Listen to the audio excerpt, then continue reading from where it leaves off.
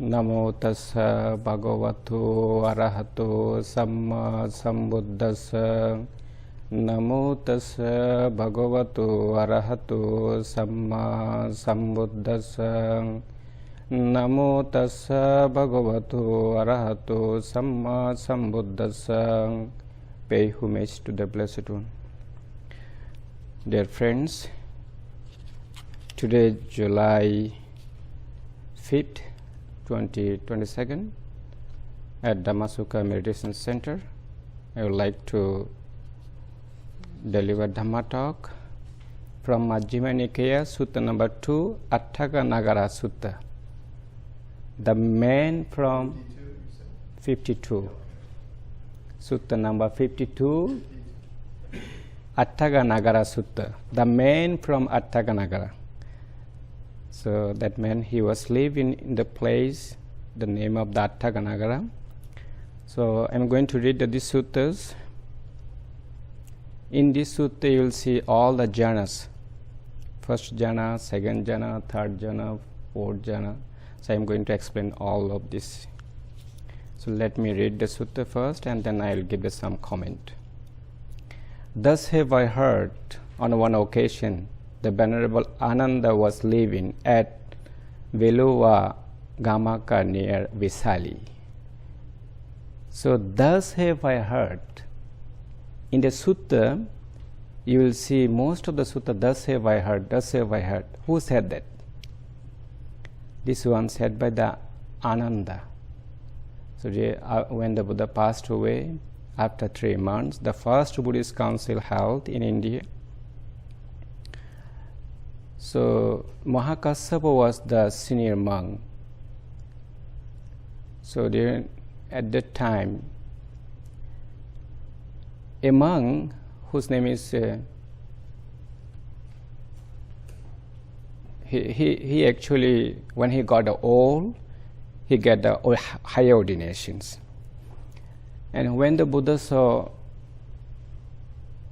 something wrong, and he gave one discipline rule, and he saw another one, he gave another discipline rule, and he saw another one, another discipline rule. So that's why monks have 227 rules now, all the Buddhist monks.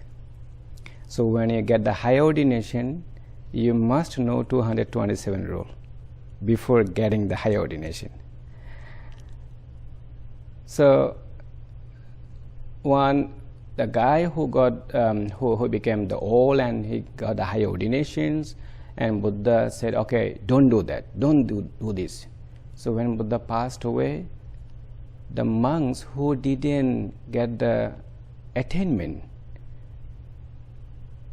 they were crying. They said, our great teacher Bhante is leaving us, so we didn't get the attainment yet. So that time the monks who was old, he said, why are you crying? Because the Buddha is going to pass away. This is the great news for us. So we have the freedom. So whatever we want to do, we can do it. Then Mahakassapa, when he heard that word, he said, no. We have to purify the discipline rule of the Buddha. And then after 3 months, he called the Buddhist council, first Buddhist council in India. And Mahakassapa said, in this first Buddhist council, the 500 Arahant will be present. All of them Arahant. And Ananda must be present there. And Upali also, Upali was the Arahant that time, but Ananda didn't. He got the Sutapanna, stream mantra. So, as the Mahakassapa said, Ananda must be present. Tomorrow will be the first Buddhist council, and Ananda was thinking, what should I do? I am not Arahant yet. So he was thinking, okay, I have to practice meditation today. So whole day he was practicing meditation, and then whole night. So early morning he was thinking, I'm so tired now. Whole day, whole night, still I couldn't attain Arahant, the highest peace. So very mindfully he's going to sleep, just lying down slowly with just little bit touch with the pillow, then he got attainment. He became Arahant. So everybody present in the first Buddhist council, only one seat empty for Ananda. So everybody waiting for him. He was thinking, okay, well, how can I show that I became Arahant now? So that he went there and he said that chair, and everybody, everybody says sadhu. That means well done, well done, well done. Then in that first Buddhist council, Ananda said, because Ananda memorized all the Dhamma. Wherever Buddha went for giving Dhamma talk, so he went with him. And Ananda said, Bhante, I can be your attendance, but I have some condition. So what condition do you have? So wherever you'll go, you have to take me, because I have to listen to your Dhamma talk. And if I don't go there, after coming back at the temple, you have to preach again to me. Then I can be your attendance, otherwise no. He said, well, no problem, I will do that. So that's why all the Dhammas Ananda could memorize. In the first Buddhist council, he said, thus have I heard. So he heard from the Buddha in the first Buddha. That's why you'll see all the suttas at the beginning, thus have I heard, thus have I heard. Okay? So I heard on one occasion the Venerable Ananda was living at Veluva Gamaka near Visali. Now at that occasion, the householder Dasama of Atthakanagara had arrived at Pataliputta for some business or other. Then he went to a certain monk in a Kukuda's park, and after paying homage to him, he sat down to one side and asked him. So here is a householder, Dasama of Atthakanagara. He is the person who was very religious. He would like to know the teaching of the Buddha. So he went to one monk and he's asking, where is Venerable Ananda? Where is Venerable Ananda? So that monk said, you see, where is the Venerable Ananda live now? Venerable sir, I wish to see the Venerable Ananda. The Venerable Ananda is living at Veluva Gamaka near Visali householder. When the householder Dasama has completed his business at Pataliputta, he went to the Venerable Ananda and Veluva Gamaka near Visali. After paying homage to him, he sat down at one side and asked him. So now he is going to ask the teaching of the Buddha. He will ask the few questions, then Venerable Ananda is going to answer.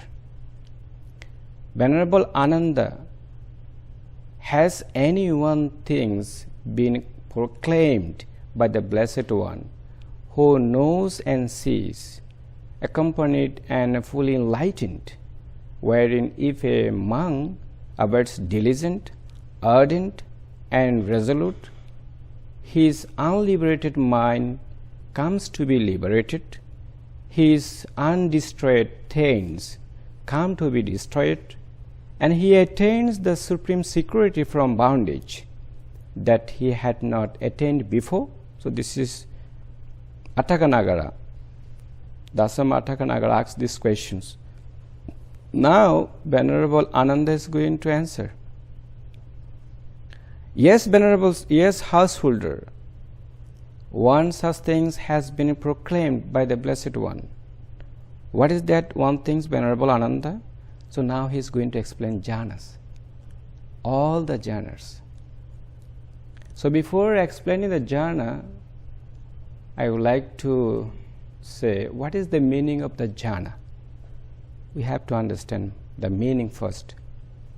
The jhana means the stage of meditation or level of understanding. So I use the stage of meditation because this is very clear to me. So stage of meditation. So there are 4 kinds of jhanas: first jhana, second jhana, third jhana, and fourth jhana. So Venerable Ananda is now going to explain the first jhana.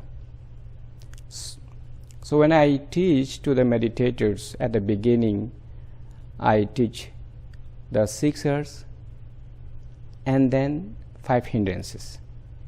So I want all of them to know 5 hindrances. What are the 5 hindrances? So number 1, sensual desire. Number 2, aversion. Number 3, sleepiness and dullness. You can see the Majjhima Nikaya, Slot and Topper, but I use sleepiness and dullness. And number 4, restlessness and anxiety. And number 5, doubt. So these 5 hindrances you must memorize. You must keep in your mind. This is the first thing. And the second thing you have to know, the 6 R's, what we use usually is called right effort. But I always say harmonious practice, because we are harmony with us. I am the practitioner, so I am the harmonious with me. So these 2 things you have to know. One is the 5 hindrances, another one is the harmonious practice or 6 R's, right effort. Here householder, quite secluded from sensual pleasures, secluded from unwholesome states. Among enters upon and abides in the first jhana, which is accompanied by thinking and examining thought, with joy and happiness born of seclusion. So here you see the 5 factors. We call in Pali thinking thought, savitaka, examining thought, savichara. Then the joy, priti, happiness, sukha, and unification of mind. We call ekagata. So these 5 factors, when arise in your mind, the 5 hindrances absent, not rise in your mind, so you'll think that you attain first jhana. So I repeat again. Thinking thought, examining thought, joy, happiness, and unification of mind. When these 5 factors arise in your mind, 5 hindrances never arise. Sensual desire, aversion, sleepiness and dullness, restlessness and anxiety, doubt never arise. So you attain first jhana. You don't need to go to Delson. Okay, my teacher, did I attain first jhana? Can you tell me? No need to ask. You will know yourself, because in this sutta is very clear. You will understand yourself. So sa means wholesome. Sa means wholesome. So that's why I use the Pali term also. Savitaka, thinking thought, savichara, examining thought, joy, priti, happiness, sukha, and unification of mind. So most of the meditators ask me, Bhante, what is the difference between joy and happiness? sometimes very confused, you know. So when I was teaching in Brooklyn, in other places, you know, they asked me that questions. So joy means excited. You feel so excited, delighting. When you practice, you feel that. And happiness means you feel so comfortable, light. You know, when you practice 1 hour, 2 hours, 3 hours, sometimes you'll feel that, oh, my mind and whole body look so wonderful, so good. I never experienced that feeling before. This is Sukha. Okay? So he considered this and understand it thus. The first jhana is conditioned and intentionally produced. But whatever is conditioned and intentionally produced is impermanent, subject to cessation. So this is the first jhana. If he is steady in that, he attains the distractions of the taints. So this sentence is very important. So when you attain the first jhana, if he is steady in that, you have potential to attain Nibbana in the first jhana. So in this sutta is very clearly mentioned that, right? But if he doesn't attain the distraction of the taint because of the desire for the Dhamma, that delight in the Dhamma, that means if you have little bit craving in your mind, you'll attain Anagami, the non-returner, but you will not attain Arahant. So that's why it's in this sutta said.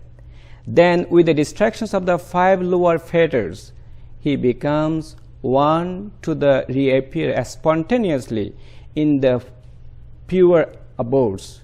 So pure abodes means the one of the realm in the Brahma world. It's called Suddhavasa.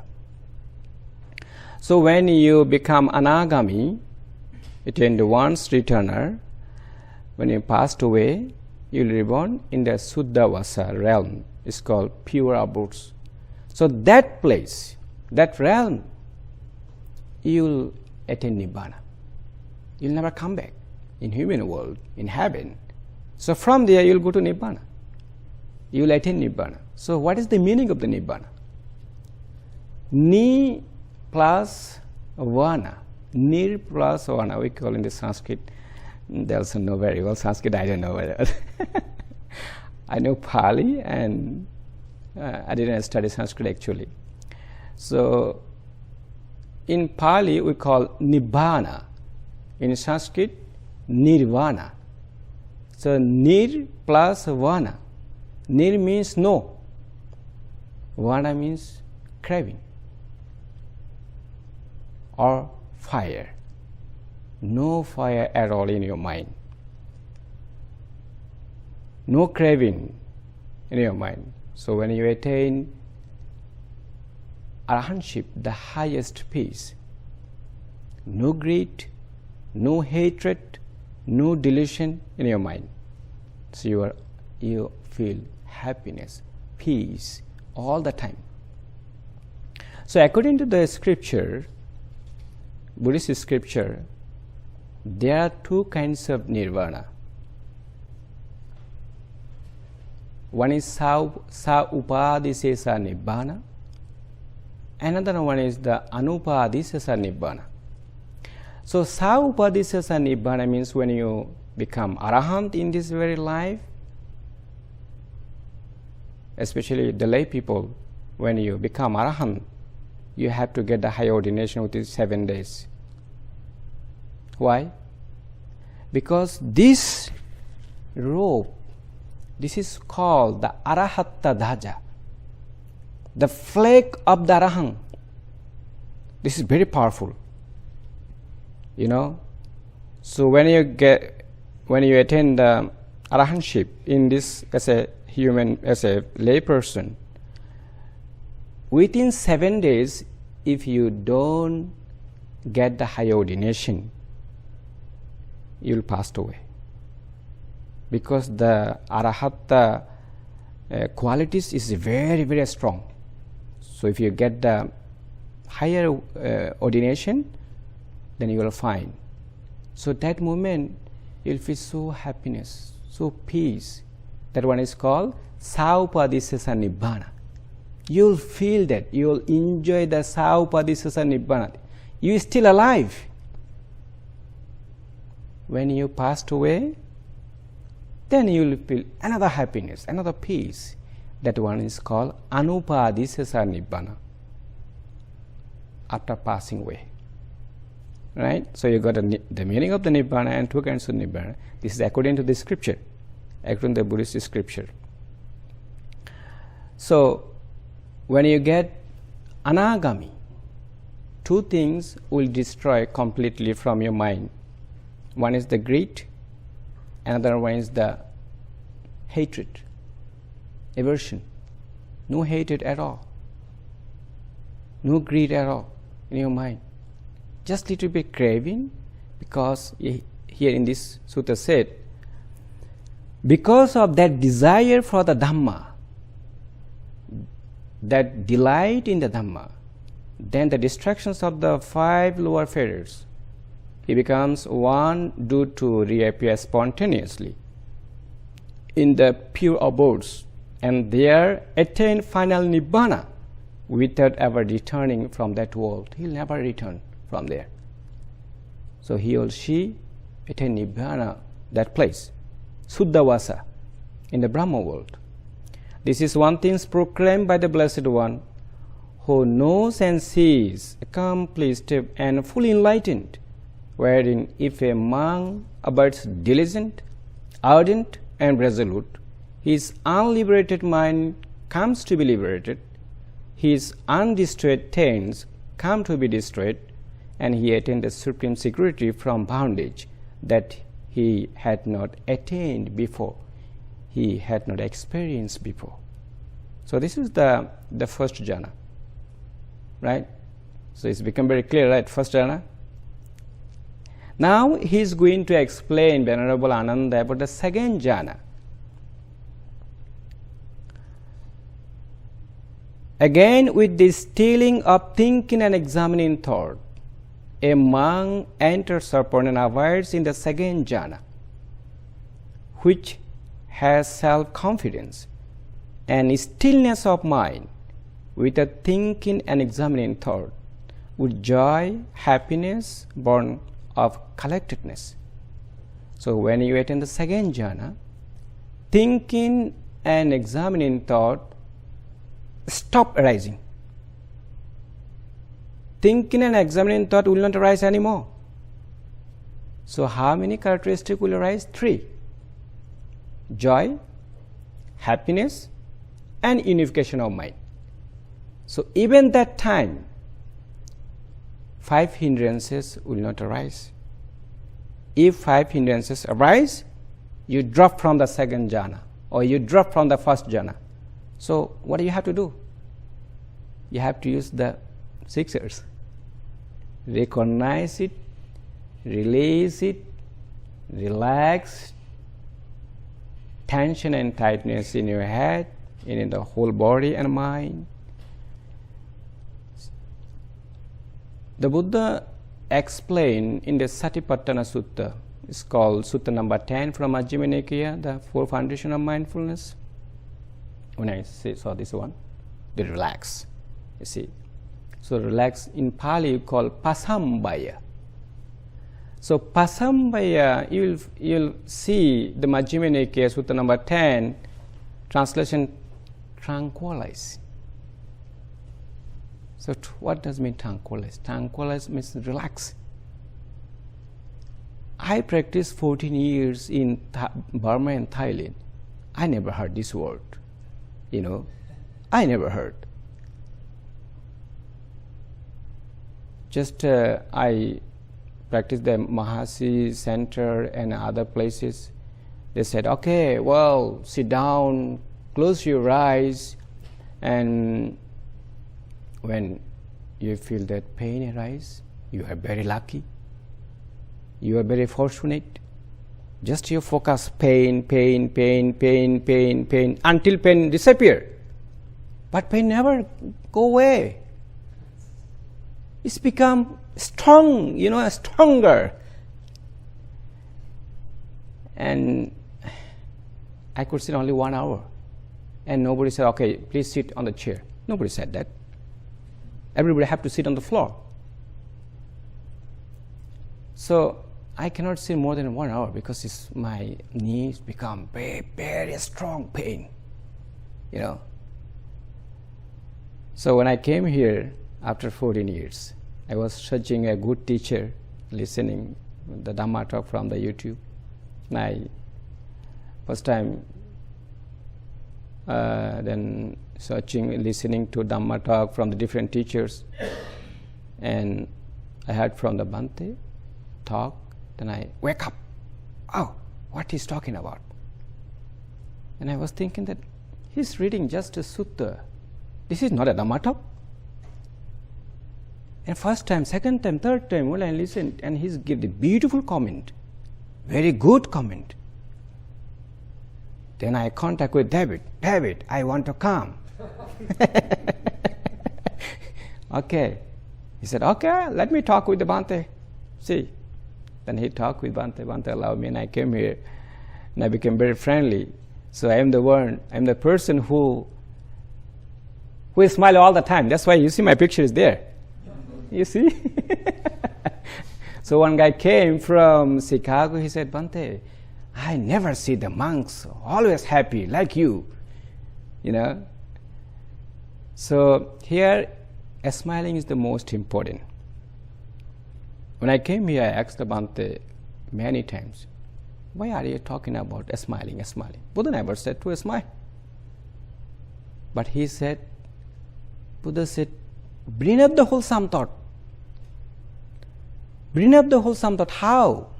When you smile, you feel in your mind.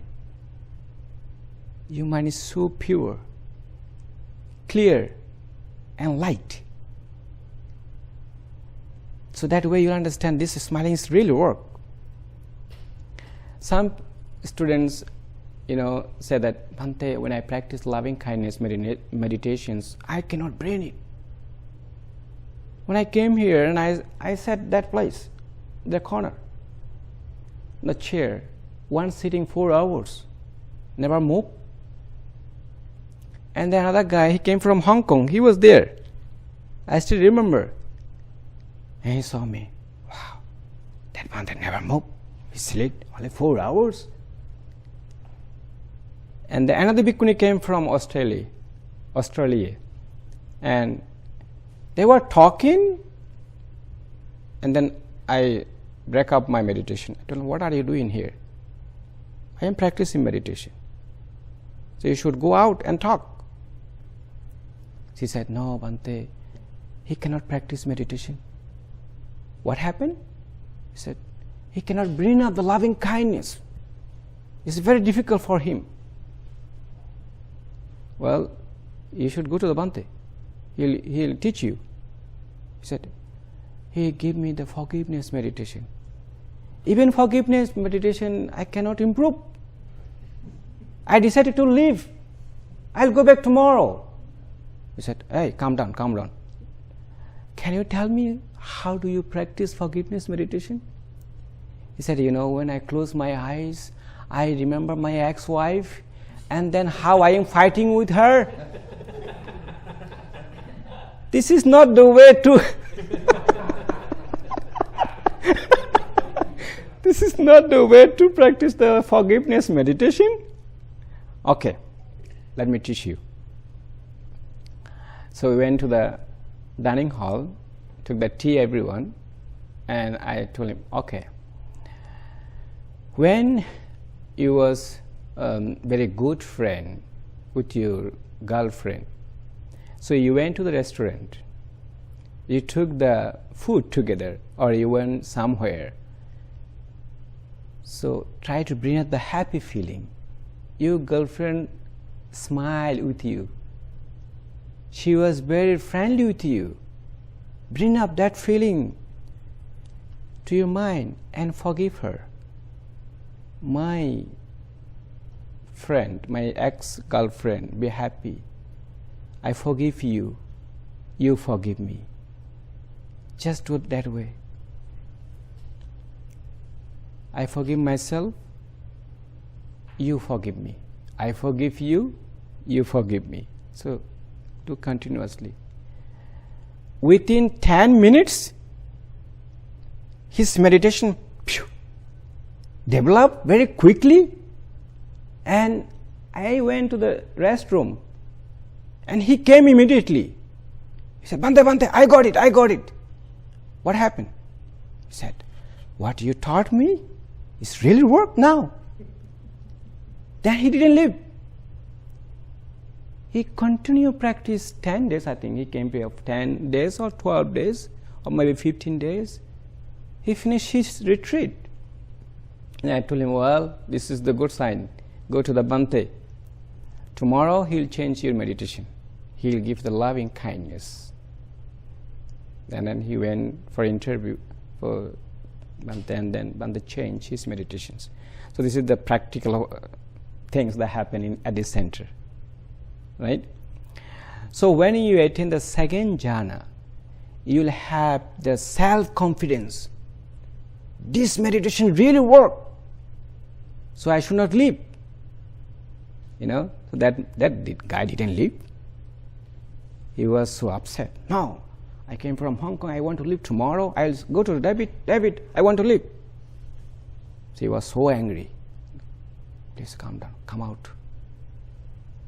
I call him and then go outside and explain him. So that's why sometimes you have to be very patient. If you when you practice meditation here, so everything go away about your family, about your job, other things, just let it go. Just you came here for 10 days retreat, just do it. I always thought that because I stayed here about 4 months continuously at this center. Before Rani retreat, I was thinking that okay, I came from far away, 2 hours flight, 2 hours drive, and then I arrive here. So I have to practice meditation. So that time I didn't establish meditation center in New York. So I am going to give my card to all of you after my talk, so that you can visit my center in New York. So that time I was free. I was staying at the Cambodian temple in Bronx. So what do you have to do?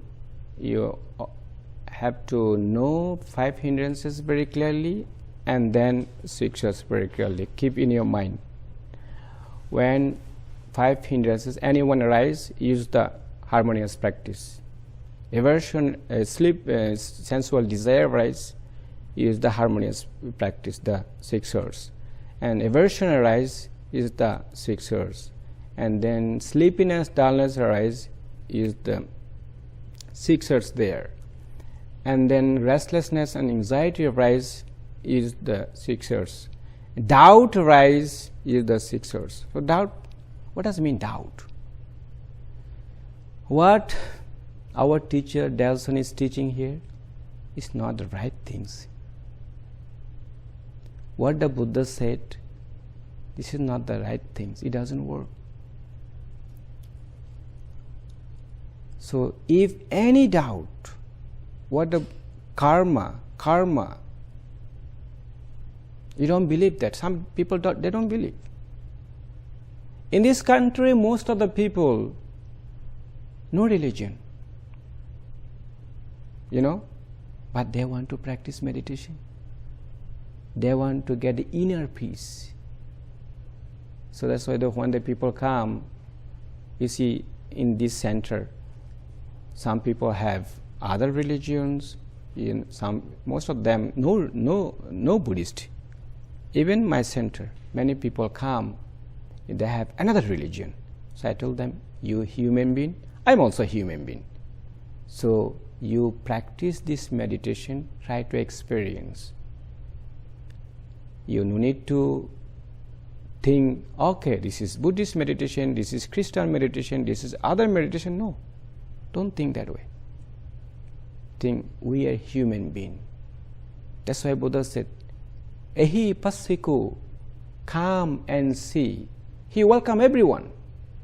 Everyone can come and see my teaching, my Dhamma. And please try to understand. When you understand it, practice it. After practicing, when you get a truth, experiences within yourself, then you can continue. You can continuously practice. So when you attain the second jhana, you will have the self-confidence. Okay, this meditation is real work. I have to continue. I have to practice it. So, thinking and examining thought stop rising. Only joy, happiness, and unification of mind arise. Three characteristics in your mind. Sensual, the five hindrances don't arise. Then you attain second jhana. Right? If he consider this and understand it thus, the second jhana is conditioned and intentionally produced. The second jhana is conditioned and intentionally produced, but whatever is conditioned and intentionally produced is impermanent, subject to cessation. Everything is impermanent. Whatever rising and disappearing, rising and disappearing, rising and cease, So, if you think that, okay, my mind should be here, don't move, your mind never listen to you. There is no control. You cannot control it. It's automatically arising, but you have to know.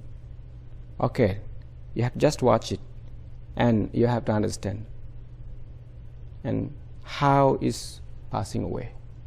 So when you know that, everything is impermanent. So I am going to explain later on here. If he is steady in that, he attains the distractions of the 10. That means when you attain the second jhana, if you steady in that position, in that jhana, you have potential to attain Nibbana there.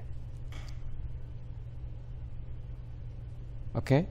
But if he does not attain the distraction of the 10th, because of that desire for the Dhamma, that delight in the Dhamma, then the distractions of the 5 lower fetters, he becomes one due to reappear spontaneously in the pure abodes, and they attain final Nibbana without ever returning from that world. That means if you don't attain Nibbana there, so you will become anagami, non-returner. So again, when you passed away, you reborn Suddhavasa, the pure abodes, and there you let in Nibbana. This too is one thing proclaimed by the Blessed One, who knows and sees, accomplished and fully enlightened, wherein if a monk abides diligent, ardent, resolute, his unliberated mind becomes to be liberated, his undestroyed taints come to be destroyed, and he attains the supreme security from bondage that he had not attained before. So this is the second jhana, right? The second jhana also very clear. So when you attain first jhana and you continue doing, continue practicing, then you will see that thinking and examining thought not arising, joy, happiness and unification mind arise. You will know yourself. This is the characteristic of the second jhana. So you will understand yourself. I attain the second jhana now. So that time, please don't announce to anyone. Only you can share to the teacher. See, if you share, hey, I got now second jhana. I am so happy now. So you're proud too much. Maybe you cannot, if you do that. To others who never practice meditation, who never have experiences about the second jhana, they will not understand what he's talking about. I don't know. He said he attained second jhana. So that way, you will not be able to progress your meditation. The pride arises in your mind. The pride is one of the hindrances. It's not good things. So what do you have to do?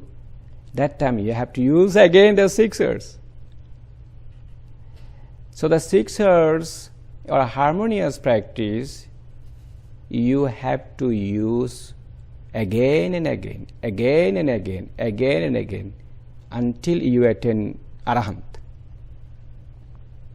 When you become Arahant, the highest peace, your job finished. No need to do anymore. No need to use the 6 R's. Okay? So you got the second jhana. Now we are going to talk about the third jhana. Again, with the fading away of joy, among abodes in equanimity, mindful and fully aware, still feeling happiness with the body, he enters upon and abided in the third jhana, on account of which noble ones announce. When you attain the third jhana, joy stops arising. Joy will not arise. So you have 2 characteristics that time. One is the happiness, and another one is the unification of mind. So that time also, hindrances will not arise. Only happiness and unification of mind. Then you know, okay, I am in the third jhana right now. Right? He has a pleasant abiding who has the equanimity and is mindful. So your mindful will be more sharper than before. More clear than before. He considers this and understands it thus. The third jhana is conditioned and intentionally produced.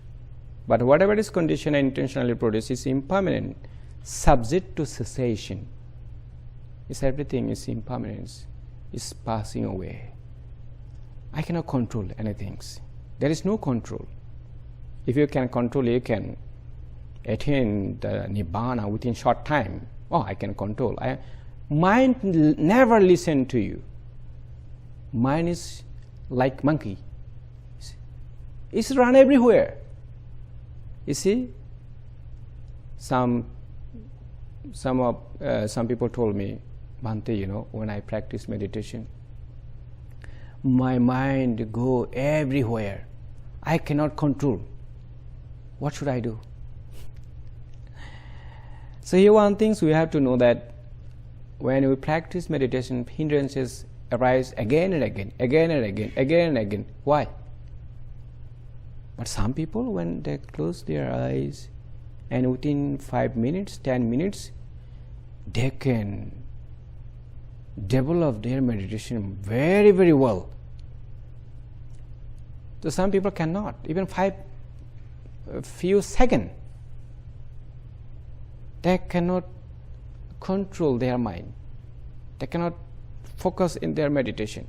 Hindrances arise again and again. Use the 6 R's, arising 6 R's, arising 6 R's. Because in the past we broke the precept. So that's why.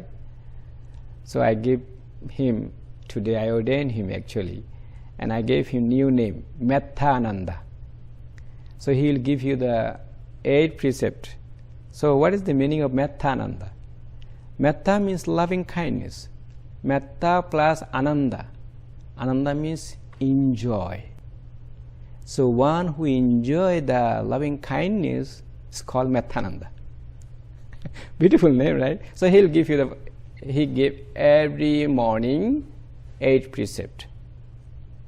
So when you do the retreat, please don't break up the precept. If you break up, go to him. Mettananda, please give me 8 precepts again. I broke up 1 precept. Then he will give you again. So that way you will not feel guilty. Okay, when you feel the guilty, what will you feel?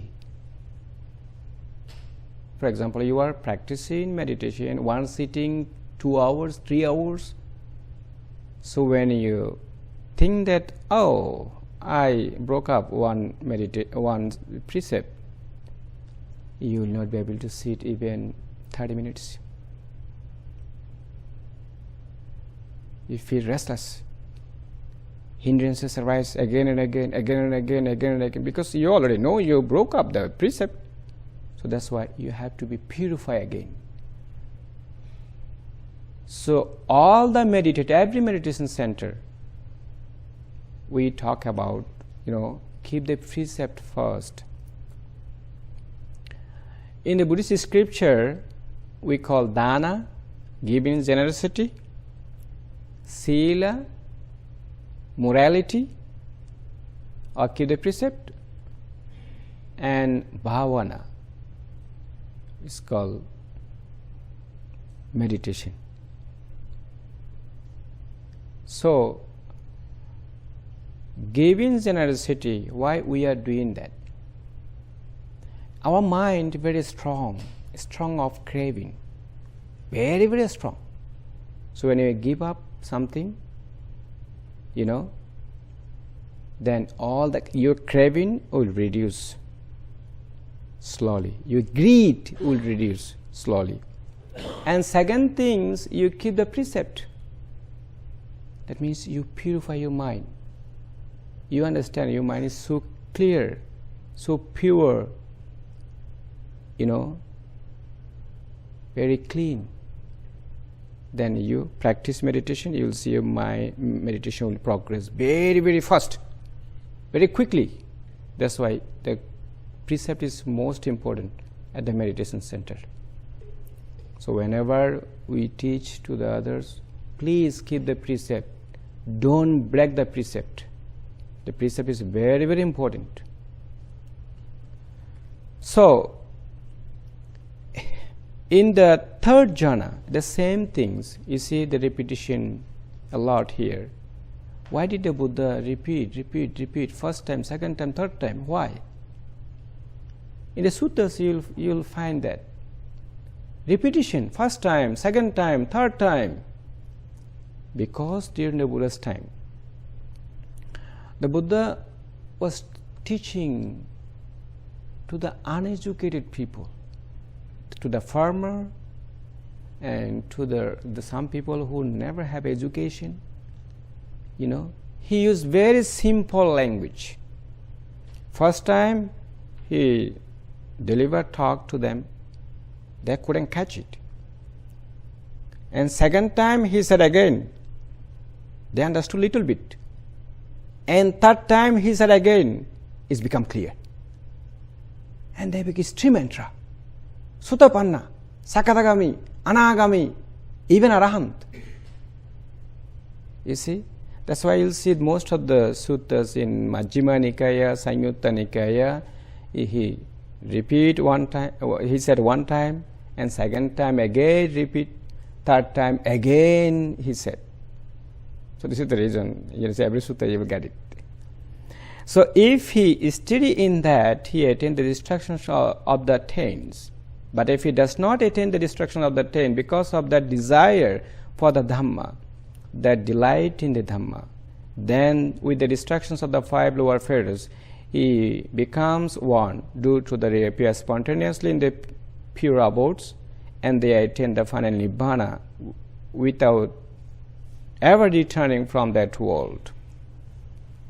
This too is one thing proclaimed by the Blessed One who knows and sees, accomplished and fully enlightened, wherein if a monk avoids diligent, ardent and resolute, his unliberated mind comes to be liberated, his undestroyed attains come to be destroyed, and he attains the supreme security from bondage he had not attained before.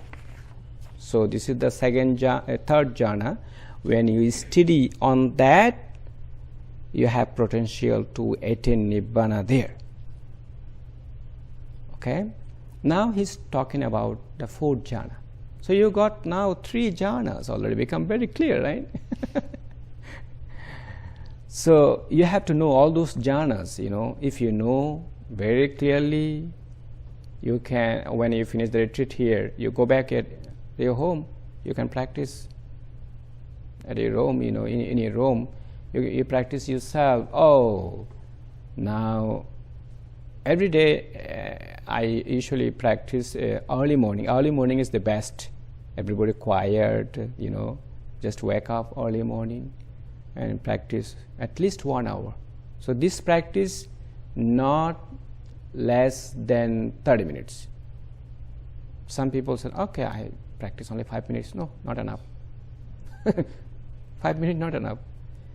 My center in New York, when people come during the ceremony, because that center is Brahma Vihara Meditation Center, loving kindness, compassion, joy, and equanimity.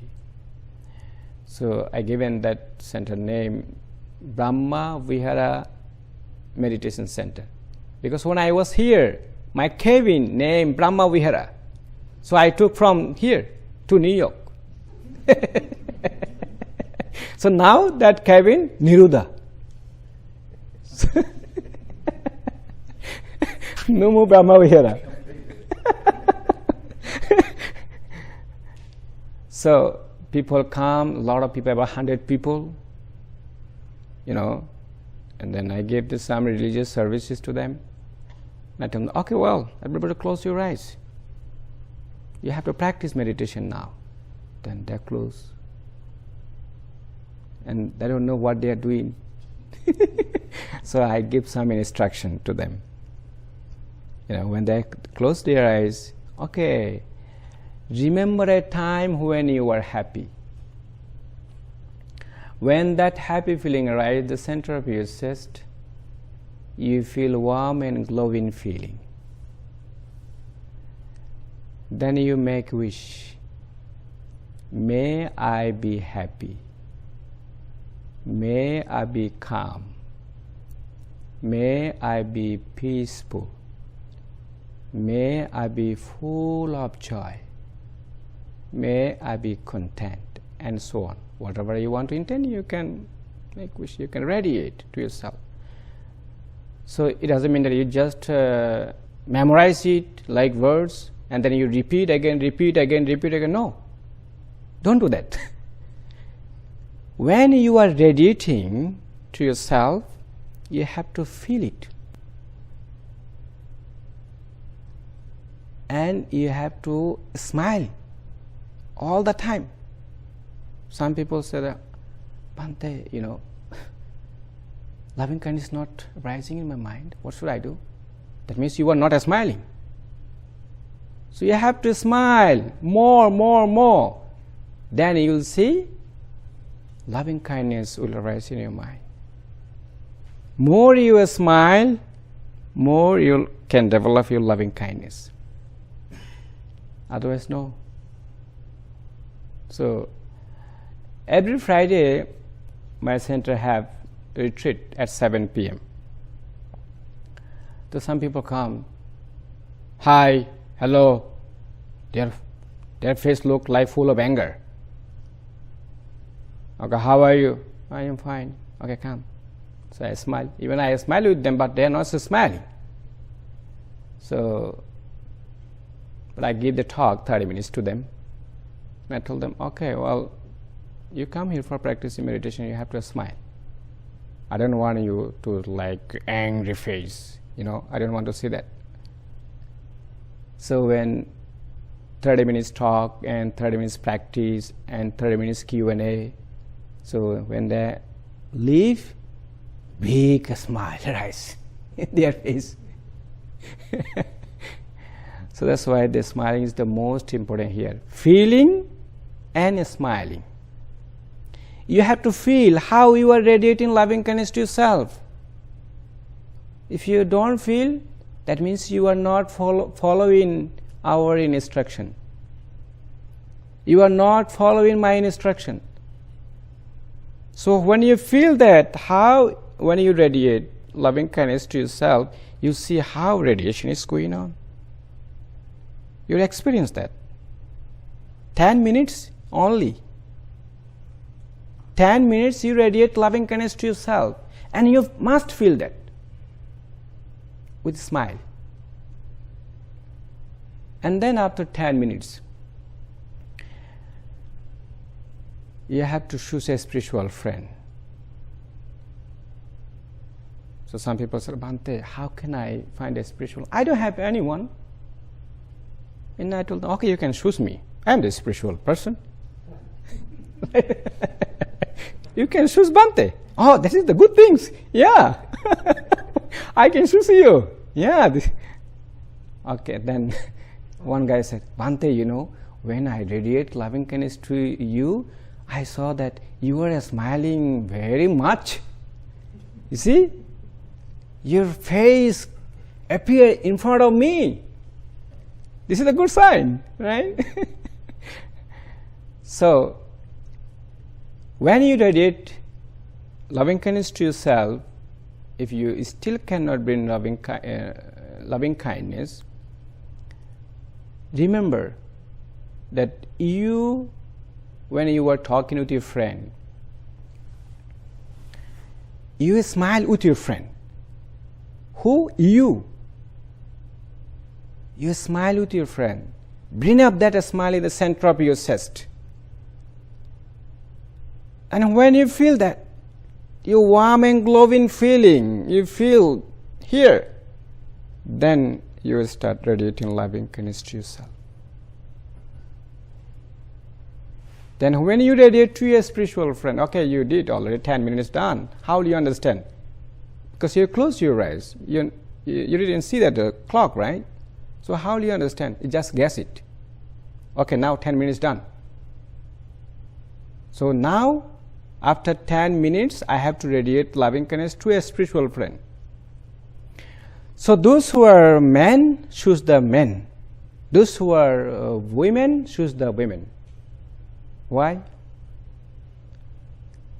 Because you are the beginner.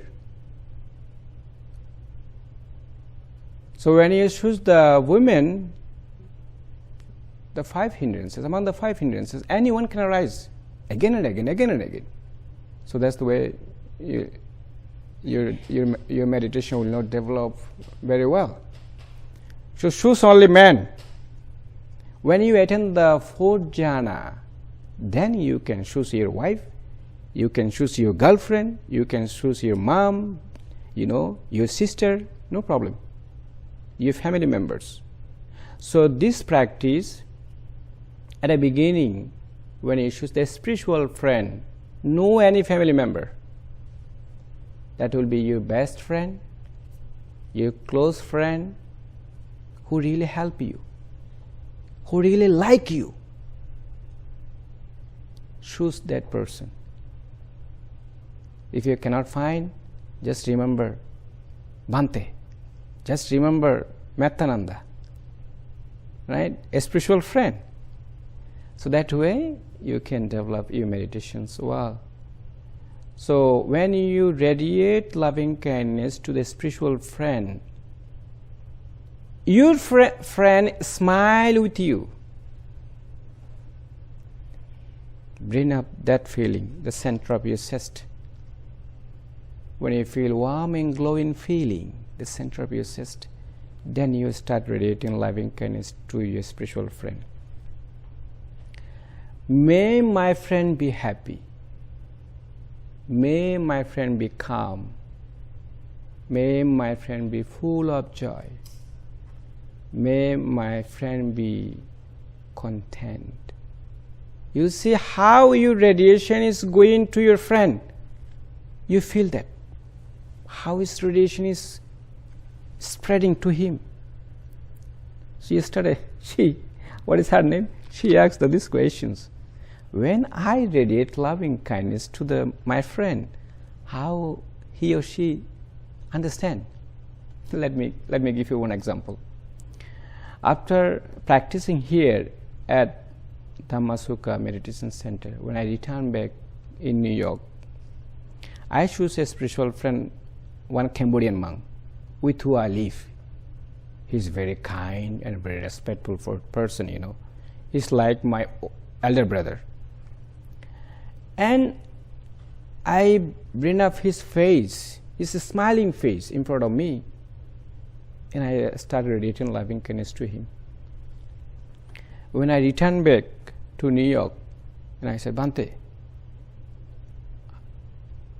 I choose you as a spiritual friend, and I started radiating loving kindness to you. Did you feel it? He said, yeah, I feel that. I felt that. He said it. I don't know how did he feel it, but I just asked him. He said, I felt it. And now you look very different. So this is the two examples. Yesterday I gave one example, today another example, right? So when you radiate loving kindness to a spiritual friend, so you'll see this is the good for you and good for your spiritual friend. And also you will attain the jhana. So jhana is, if you don't continue practice, you may drop. So you have to again practice. Then it will come again very quickly. Right? So this is the third jhana. Now I am going to explain the fourth jhana.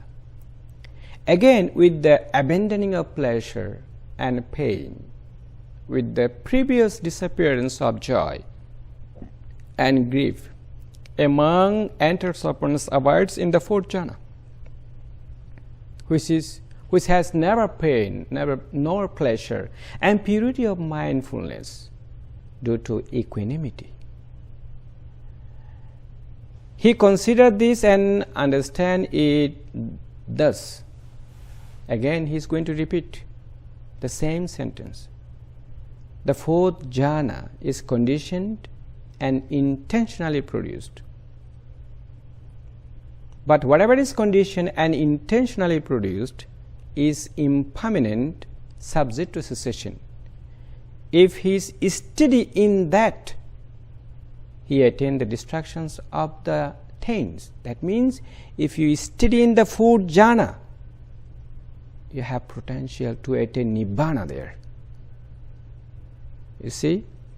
But if he does not attain the distractions of the taint because of that desire for the Dhamma, that delight in the Dhamma, then with the distractions of the 5 lower fetters, he becomes one due to reappear spontaneously in pure abodes. And they attain final Nibbana with ever returning from that world. So again he attained Anagami and reborn in the Suddhavasa realm, Brahma world, and there he attained Nibbana. If you have little bit craving, then with the distraction, this too is one thing proclaimed by the Blessed One who knows and sees, accomplished and fully enlightened, wherein if a monk abides in diligent, ardent, resolute, his unliberated mind comes to be liberated, his undestroyed taints come to be destroyed, and he attains the supreme security from bondage that he had not attained before. So here one thing he explained very clearly. A monk abides diligent, ardent and resolute. That means you have to practice continuously. Every day. So if you think, okay, I went to Dhamma Sukha, I did a 10 days retreat, done. I became Sotapanna, I attained the jhanas. No need to do anymore. So if you think that way, you'll never attain Nibbana. So he has said, a monk abides diligent, ardent, resolute. Please practice continuously, even if you go back at home. At least 1 hour, right? At least 1 hour. So, when you attain the fourth jhana, you'll see your feeling here not anymore. Your friend, it will go top of your head. You'll experience that. Some people think, where is my feeling? I cannot feel anymore here. But if you look at, you pay attention very clearly, your feeling is not here. Well, but it's going to top of your head. Some people can experience when they practice walking meditation. So how do you practice walking meditation? You sit here 1 hour, 2 hours, 10 minutes, radiate loving kindness to yourself, and 20 minutes or 30 minutes or 1 hour, 2 hours, you radiate loving kindness to a spiritual friend. So when you break up and then you went outside, so how do you do? How do you practice walking meditation? You walk normal pace. Don't look at left side, don't look at right side. 2 hands away. Just look at there and walk normal pace. Stay with a spiritual friend. Radiate loving kindness to a spiritual friend that time when you are practicing walking meditation. You have to stay with your spiritual friend. You are taking shower, whatever activities you are doing, stay with the spiritual friend. So this practice all the time. Not only just only come here and then you sit, practice, and when you go outside, no mindful, not like that. All the time, whatever activities you are doing. So when you come back again, and again sit, radiate loving kindness, 10 minutes to yourself, and then the rest of time to a spiritual friend. Right? So some people, when they do walking meditation outside, their mind, their feeling is not here. They feel that their feeling is here. That means they attain the fourth jhana. You see? So that's why some people cannot attain fourth jhana or first jhana, second jhana, third jhana when they do sitting meditation. But when they practice walking meditation, they can get it. It's different other people, you know. So when you think that your feeling is not here in the center of your chest, it's already go top of your head, then you wait in that moment, that time, your mind will be so balanced, you know, the more equanimity arises in your mind. So that time, you will be the advanced meditator. So when you become advanced meditator, then how do you practice? You do the same things? No. Will change your meditation. So you have to do the sixth direction. So Buddha always talked to the monks about the Brahma Vihara. He started from the sixth direction. Because those monks are advanced meditators. You know? So when you practice loving kindness, through the loving kindness meditation, you can attain first jhana, second jhana, third jhana, and fourth jhana. When you become advanced meditator, you attain the fourth jhana, then we change your meditation. You have to practice six directions. So forward, we call the 1 quarter, 2nd quarter, 3rd quarter, and 4th quarter. Do you listen to that? So what does it mean 1 quarter? 1 quarter means you radiate loving kindness forward. May all living beings. It's from here, because your feeling is not here, right?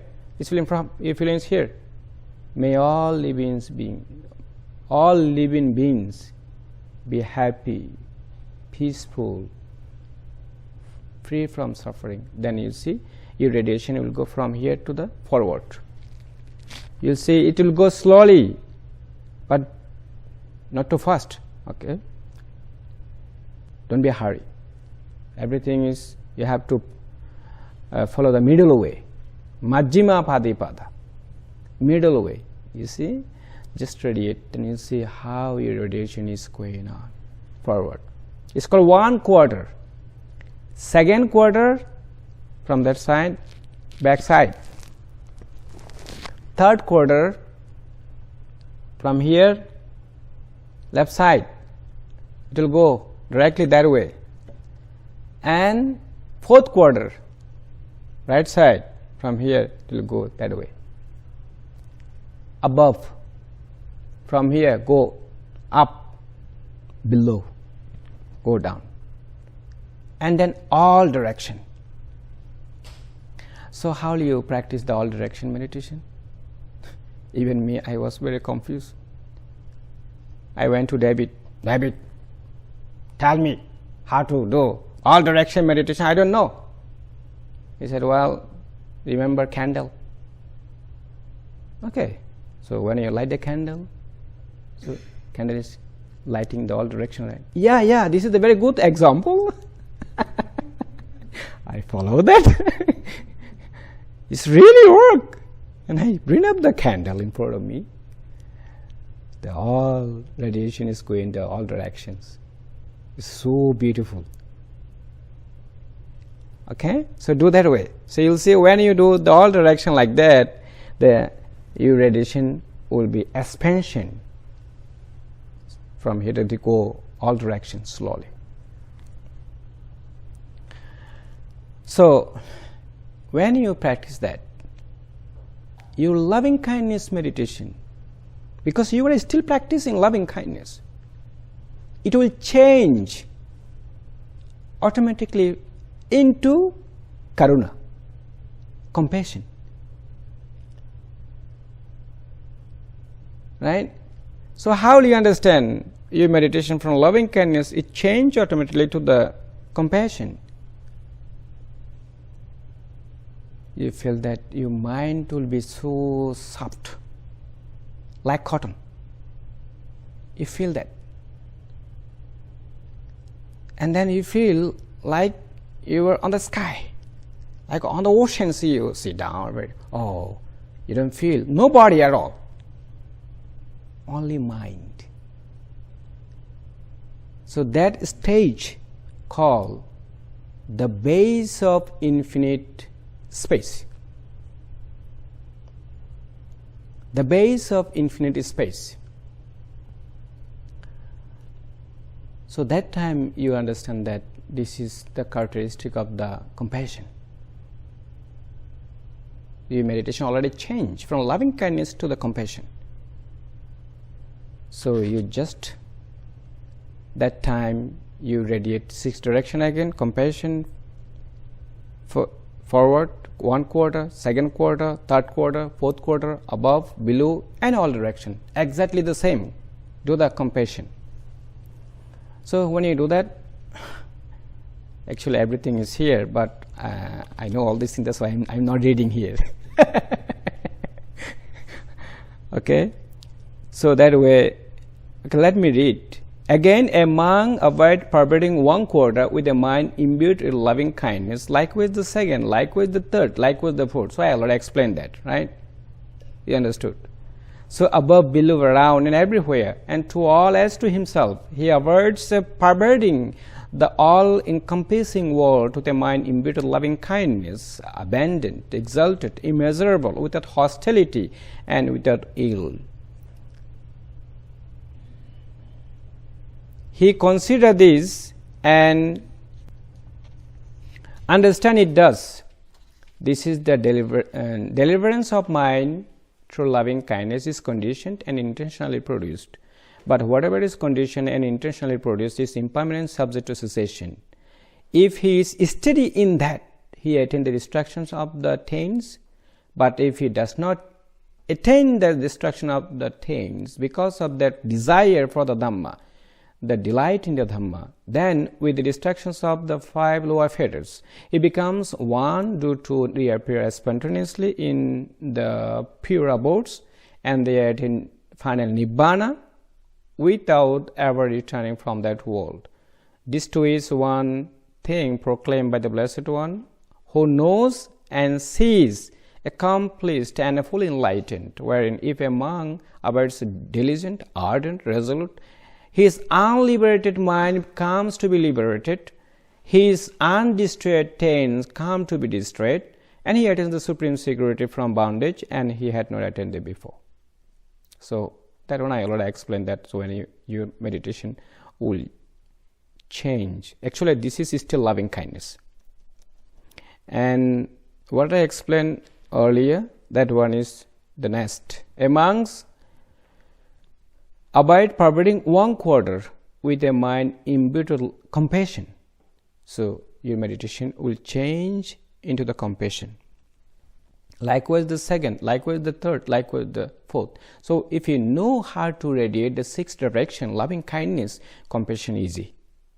The same way you just radiate compassion. You just feel that. That time, no form, only mind. You feel that. So I don't say that one is the 5th jhana, 6th jhana, 7th jhana, 8th jhana. In the suttas, you'll find 1st jhana, 2nd jhana, 3rd jhana, 4th jhana. So I say ayatana in Pali. Ayatana means space. Space. The base of infinite space. The base of infinite consciousness. The base of nothingness. The base of neither perception nor non-perception.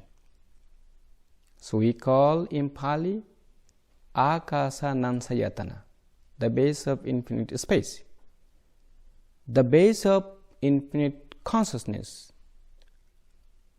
Vinyana Ayatana, we call this one. And then the base of nothingness, Akinchina Ayatana. And the last one is neither perception nor non-perception. So when you practice the karuna, compassion, the 6th direction, like the loving kindness, so you'll see that your meditation will develop from that stage to the base of infinite consciousness. So how do you understand that? You will see the consciousness, the series of the consciousness. You may see little bit the dependent originations, what the Delson explained yesterday. You can see the link of dependent origination. The consciousness, the series of the consciousness, you'll see is rising, passing away, rising, passing away, rising, passing away. It's very quickly. Then you'll feel that, wow, I am not saying to rise.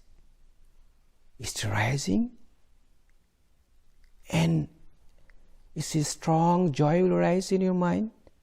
That's why it's called, this is the joy meditation. Karuna is called compassion, right? Mudita in Pali, joy. So that is the base of infinite consciousness we call mudita.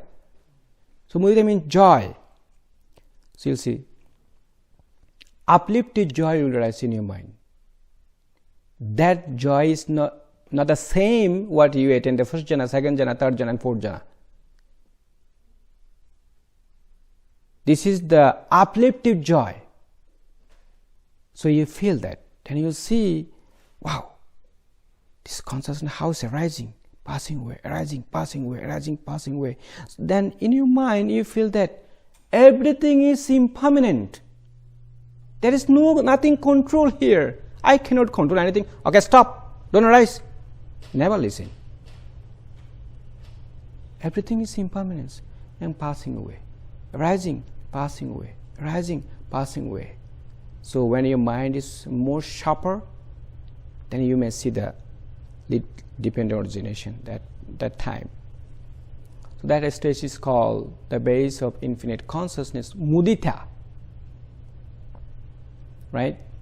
So when you think that, okay, now I am the stage of mudita, I am the stage of the joy, the base of infinite consciousness.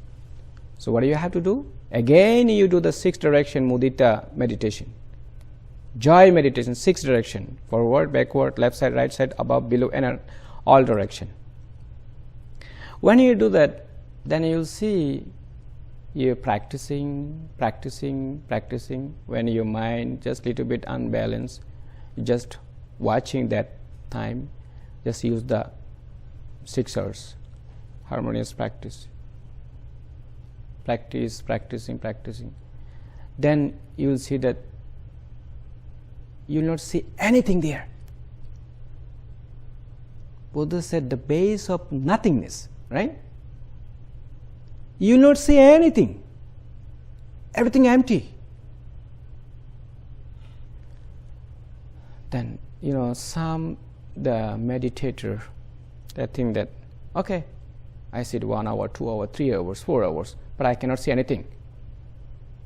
I should break up meditation because I cannot see anything. It doesn't work. Then break up and then go away. Let me explain you one thing. This is very funny actually. I practice meditation in my cabin, right now, Niruddha cabin. I wake up at 3 a.m. and I start practicing meditation from 4 to 7, 4 hours. When I was practicing, I couldn't see anything, 4 hours gone, couldn't see anything. And I broke up my meditation. And after finishing breakfast, I went to Bhante, how about your meditation? My meditation not so good. What happened? I woke up at 3 a.m. and I started practicing from 4 to 7. So I couldn't see anything, so I broke up. Don't do that next time. He said, why? What happened? This is the good sign for you. Buddha already said here, the base of nothingness, right? Yeah? Well, he said, so what? Just watching your mind. You should not do next time like that. Okay, it's fine. Yeah. Okay, read the sutta again and practice continuously. Okay. I never forget that. He scolded me. So that's why when you attain that stage, just watching your mind, just watching. So when your mind is little bit unbalanced, just use the 6 hours there. Then you again watching your mind, even though nothing exists, it's okay, no problem. Still just watching. So from that stage, you may attain the base of neither perception nor non-perception. So that time, feeling, perception, a feeling, perception, yes, and consciousness, we call vedana, perception, sanya, and consciousness, vijnana. These 3 things stop arising. Everything has stopped. then you feel the huge, strong joy will rise in your mind that you never experienced before.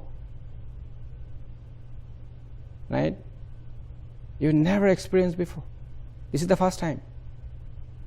So that joy is called the noble joy. So that time you will be Sotapanna, the path of Sri mantra. So that joy, it will 1 week, 2 weeks, 1 month, 3 months, it will be with you, you see. So when you continuously practice, you see, you will experience that. So these are called Brahma Vihara. Metta, loving kindness. So through the loving kindness meditation, you can attain first jhana, second jhana, third jhana, and fourth jhana. And then karuna, compassion, no form. Mudita, joy, the base of infinite consciousness, only mind. And the base of nothingness, upekka. And the last one is the base of neither perception nor non-perception. So you got a Brahma Vihara, right? Loving kindness, compassion, joy, and equanimity. So that's why we are practicing loving Brahma Vihara here, everyone. So here Buddha said, again among birds pervading 1/4 with a mind imbued with loving compassion, likewise the second, likewise the third, likewise the fourth. So above, below, around, and everywhere, to all as to himself, he avoids pervading the all-encompassing world with a mind imbued with compassion, abandoned, exalted, immeasurable, without hostility and without ill. He considered this and understand it thus. This deliverance of mind through compassion is conditioned and intentionally produced. But what is conditioned and intentionally produced? He is impermanent, subject to cessation. If he is steady in that, he attains the distraction of the attain. That means even though in the compassion, when you practice, if you steady in that, you have potential to attain Nibbana there, that stage. But if he does not attain the distraction of the attain because of that desire for the Dhamma, that delight in the Dhamma, then with the distractions of the five lower fetters, he becomes one due to reappear spontaneously in the pure abodes. And they attain final Nibbana without ever returning from that world. This too is one thing proclaimed by the Blessed One, who knows and sees, accomplished and fully enlightened, wherein if a monk appears diligent, ardent, and resolute, his unliberated mind comes to be liberated, his undestroyed attains come to be destroyed, and he attains the supreme security from bondage that he had not attained before. So these are the karuna, right? And now he is going to explain mudita.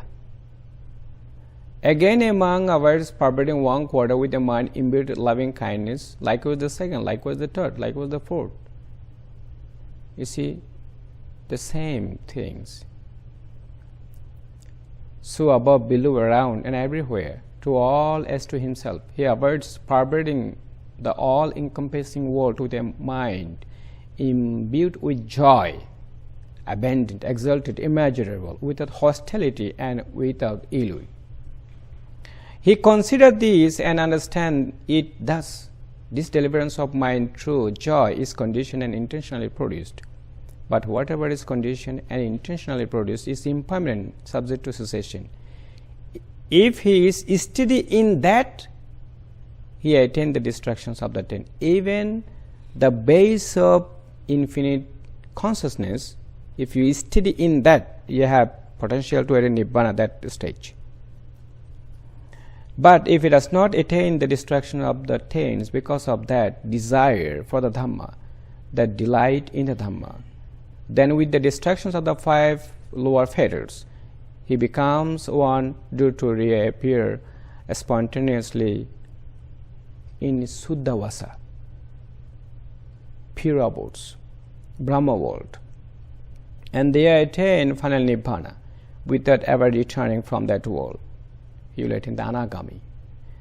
This too is one thing proclaimed by the Blessed One, who knows and sees, accomplished and fully enlightened, wherein if a monk abides diligent, ardent and resolute, his unliberated mind comes to be liberated, his undestroyed mind come to be destroyed, and he attained the supreme security from bondage that he had not attained before. So this is the mudita, right? I will explain that. Now, Venerable Ananda is going to explain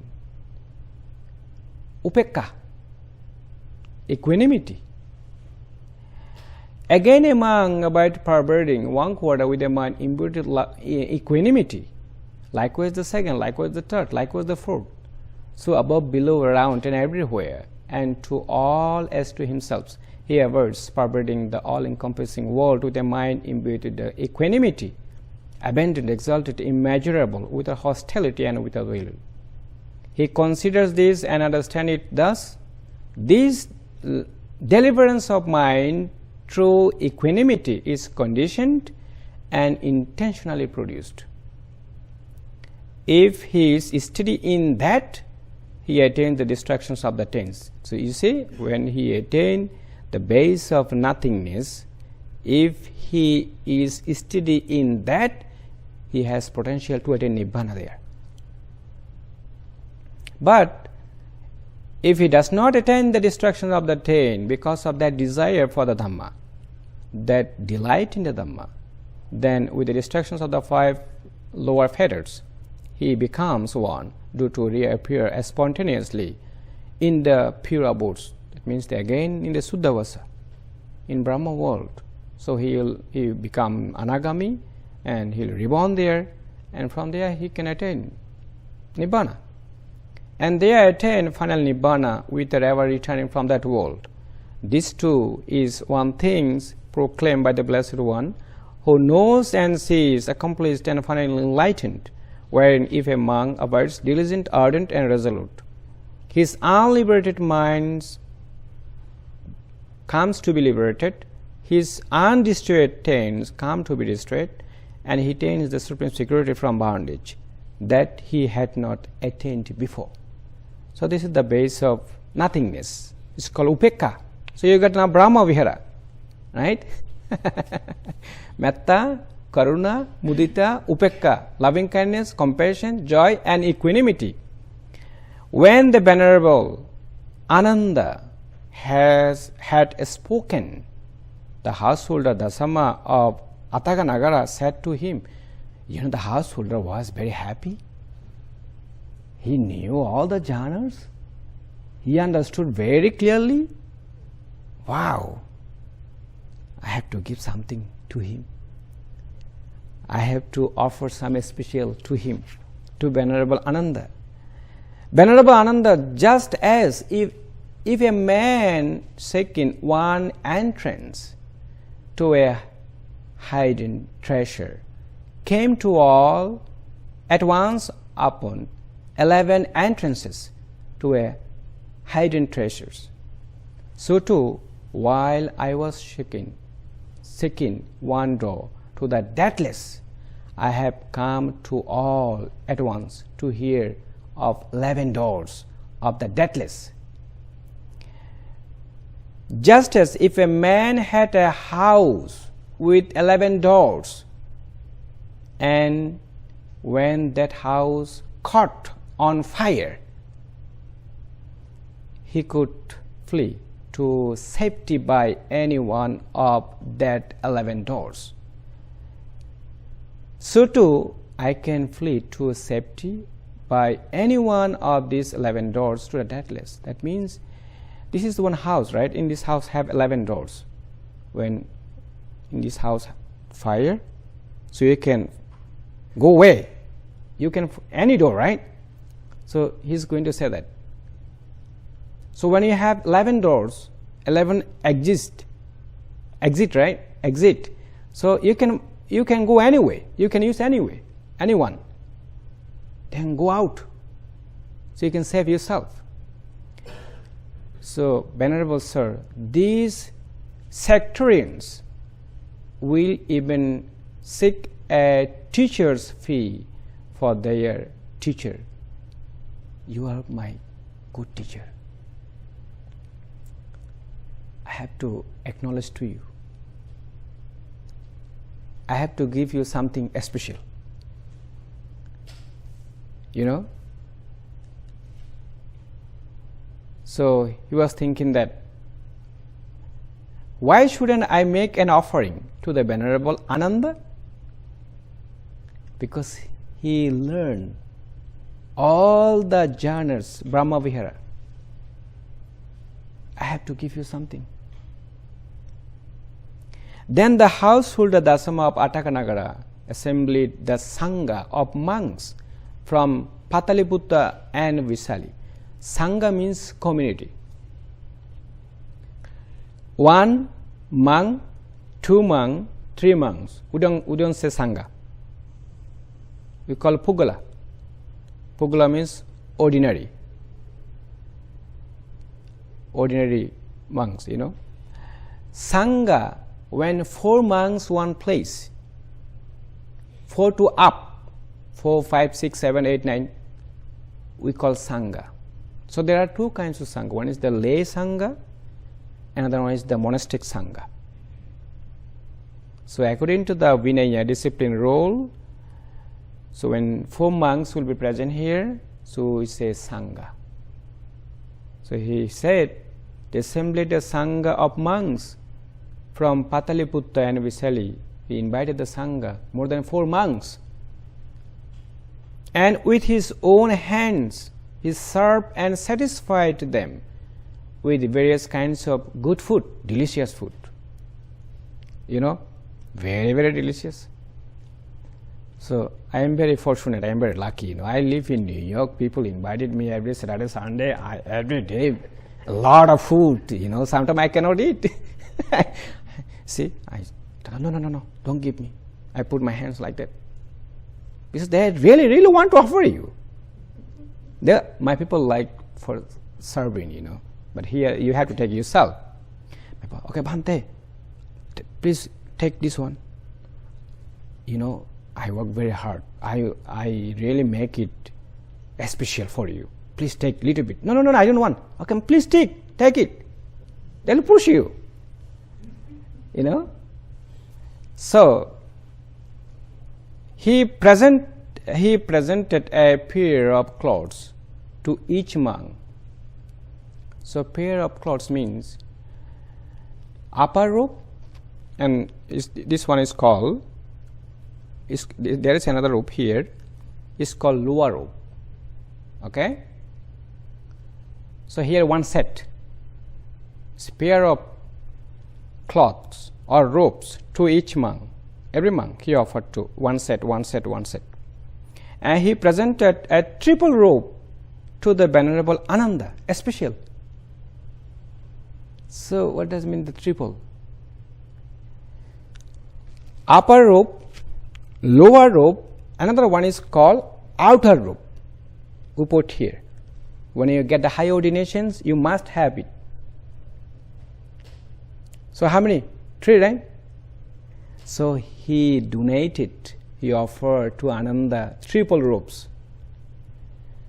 And he had a dwelling worth 500 crore built for the Venerable Ananda. So 1 crore equal to 10,000 pieces of gold. So Ananda was very lucky. He got a big temple, you know, So you're not lucky. I'm not lucky. I bought myself. I spent. I bought the house 355 in New York. 300,000, 355,000. I'm an unfortunate monk, right, David?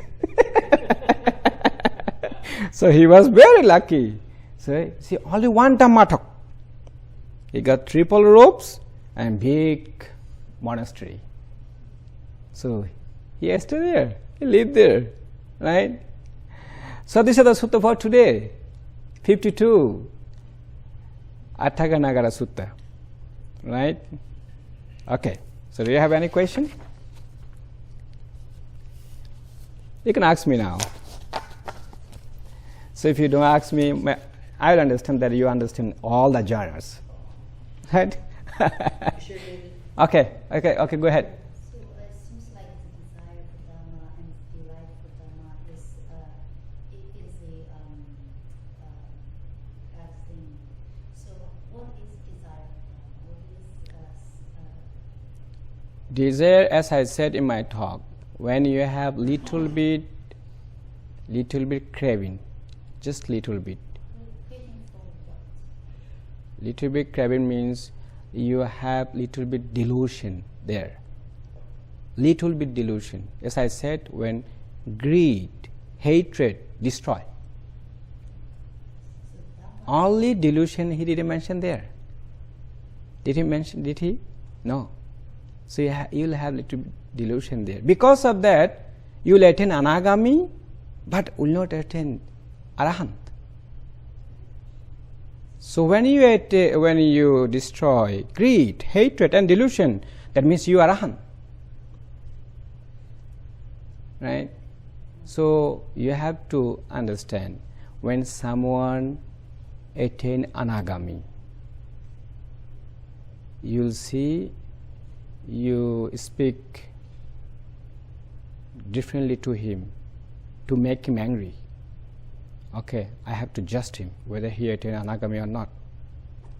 So you can use the harsh speech, or you can say something that is not proper. See, if you say immediately angry, that means he is not anagami. He is not anagami person. And how do you know someone get arahant? How do you understand? Sutta number 112 from Majjhima Nikaya. You read that sutta. Let me give you one example. At Dhamma one guy came here for practice meditation. Everybody sleeping. He came here. He is practicing. He said, "Don't disturb me. I want to stay alone. I practice." He came here for 10 days or maybe 8 days, this center. So retreat finished. He want to leave. "David, I want to leave." Okay, well, so he took him to the airport. So he went to the Farmington. I think maybe he passed the Farmington. He said, "Go back, Sukha." Hey, what happened? What happened? David said, "What happened? What? You want me to go back, Sukha?" "Yes, go back, Sukha." "Tell me what happened." "I became arahant now." "Okay, that's fine." David said, "That's fine." Okay. okay. Then he was angry. He said, "I already passed drive to 2 hours, and then now you are saying to return back to Sukha?" Okay. Again, brought him here. David go to the Bhante. "Bhante, the guy who wanted to leave, I took him on to the airport. He said, 'Go back, Sukha.' Okay, I brought him here. What should I do now?" "Okay, call everyone. I'm coming to give Dhamma talk." Okay. Everybody came, and Bhante opened the sutta number 112. "Okay, I'm going to read this sutta. You have to answer. I'm going to ask the questions, you have to answer." Okay, he read. Okay, do you have this experience? Do you? He said, no. You are not Arahant. Finish. So what you have to do? You have to understand Sutta number 112. And second thing, you have to stay with that monk or that person at least 5 months. You have to see how he's walking, how he's behaving, how he's talking, how he's eating. All the time you have to stay with him at least 5 months. If little bit anger arises, he's not Arahant anymore. So you know, because the sutta is here already. You have to study and understand it. You got it? Okay, next. It was family.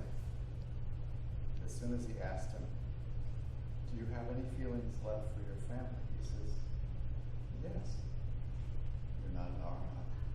Oh, I see. I see. I forgot that. I forgot that. So this example I give all the time when I give the Dhamma talk in New York, when we have the retreat. So I give most of the time I give this example, you know. So what prompted him to think he's an Arahant? Oh, he had a lot of experiences. Cabin 11. He'd be there all night just meditating. You know, it sounded like things were happening. But then the rest of the story was, after, I don't know how long it was, a few days, he was here and we were looking at him, and he got his flight to the airport, and then we went to the airport, and he left all his luggage and forgot things and got home and ship all his stuff back to him. We never heard from him again. It's the weirdest thing. This is the good things, yeah.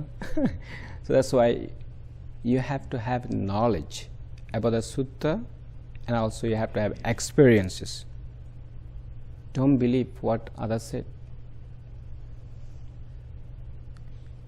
So some people, just listen, okay, that guy become Arahant, they become Sotapanna, Sakadagami, Anagami. Don't believe that. Don't believe that. Try to understand yourself.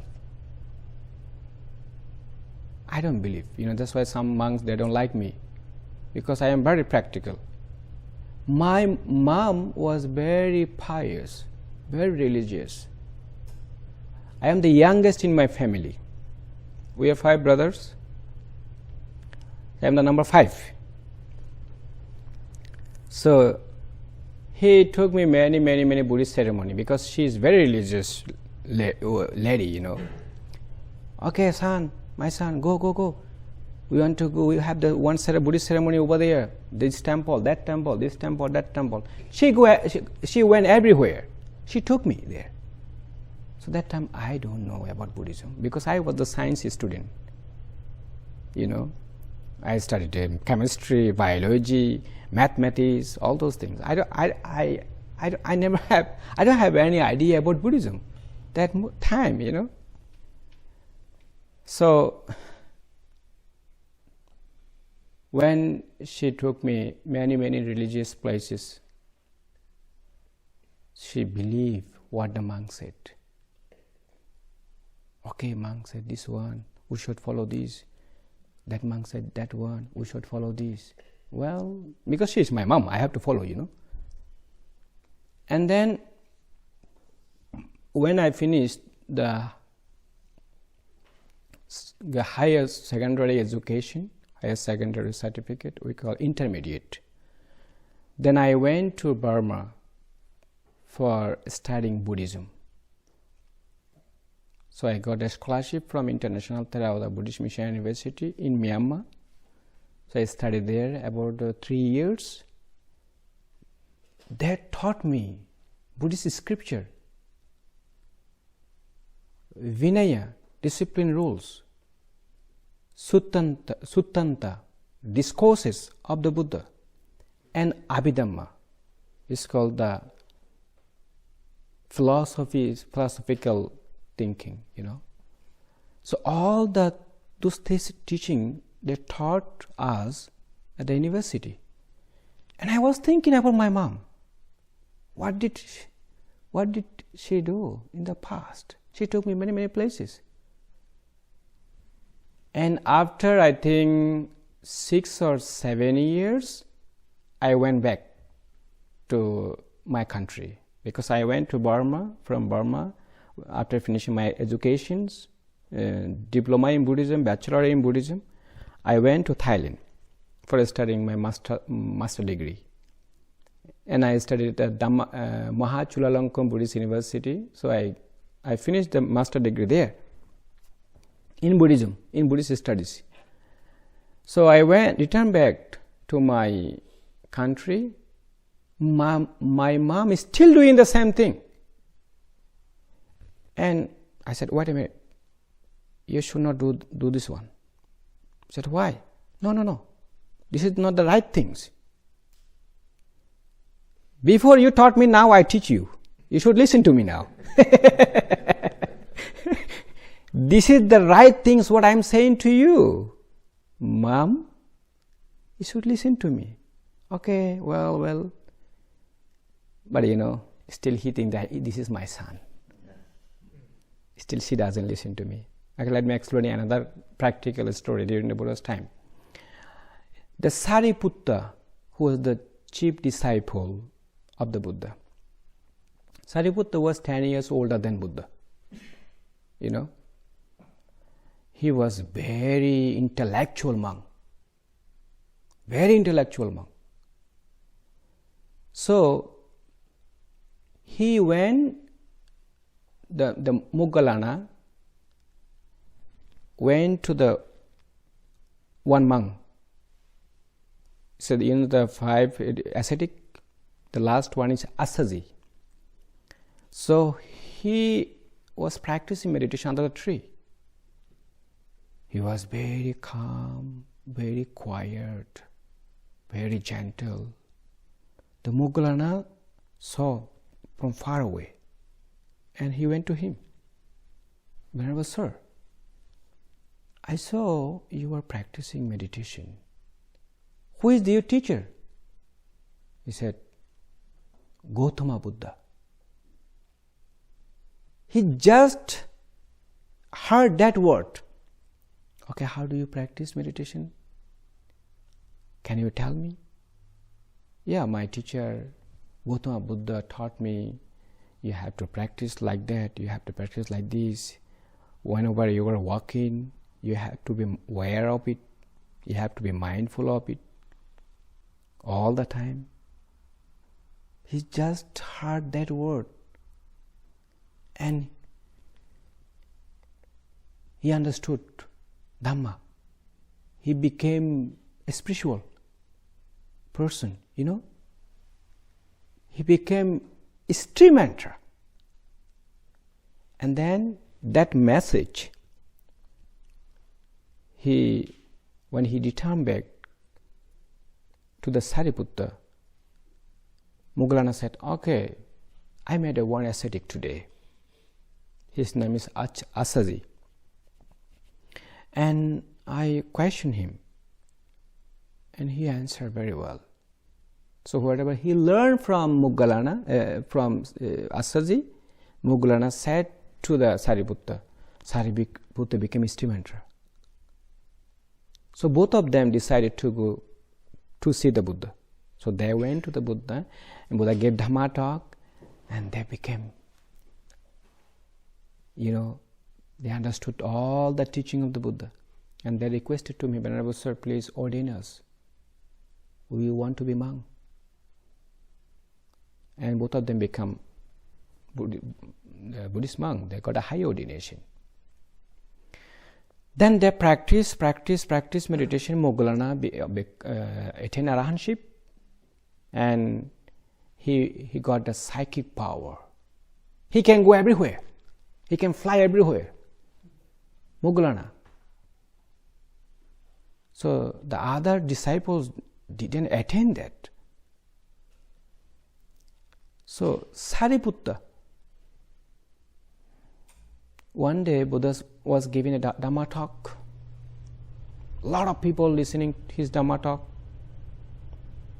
Venerable Sariputta is just fanning.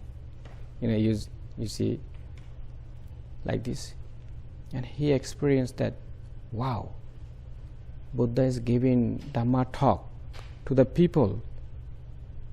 So I'm going to answer your question again. He doesn't have any craving, even he is in his Dhamma talk. When he understood that,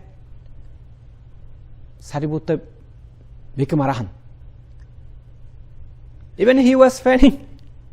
That time, he attained Arahantship. So now both of them Arahant. Moggallana Arahant and Sariputta also attained Arahantship. Sariputta's mom always practiced righteous rituals. She never practiced meditation. Even though her son already Arahant, she doesn't listen to him. She thinks that, oh, he's my son, why I have to follow him? No. But Sariputta understood, I have to help her to attain noble person. So she always do some offering or respect to the deities. She never see the deities, but still she is doing. Go to under the tree. Okay, oh deities, I offer to you. Please take it, and then bow 3 times. That's it. She's doing that. Sariputta said to him, "Stop doing." She doesn't listen. And Sariputta want to attain Nibbana. I mean, he's going to pass away. So before passing away, he went to Buddha. He said, Buddha, please allow me. I want to pass away. Okay, I allow you. You can go now. So, after getting permission from the Buddha, Venerable Sariputta is going to his kuti. And he also said to his mom, Mom, I am going to pass away to Mahaparinibbana tonight, so please come and see. Okay. All the deities, thousand deities, they prepare bed for him. They decorated around his place so beautiful and lighting everywhere. So his mom came. He said, wow, there's a lot of deities here. I did a lot of respect, offering to the deities before. I never see that. And all those deities respecting my son. And when she saw that, she attained Sotapanna. She attained Sotapanna there. You see, that's why, when you know Buddhism, especially family people, they don't want to listen. Because he's my brother, he's my son. That thing that way. But later on, you see the Buddha, when he became enlightenment, at first, so Ananda was the cousin of the Buddha. At first he helped the family members.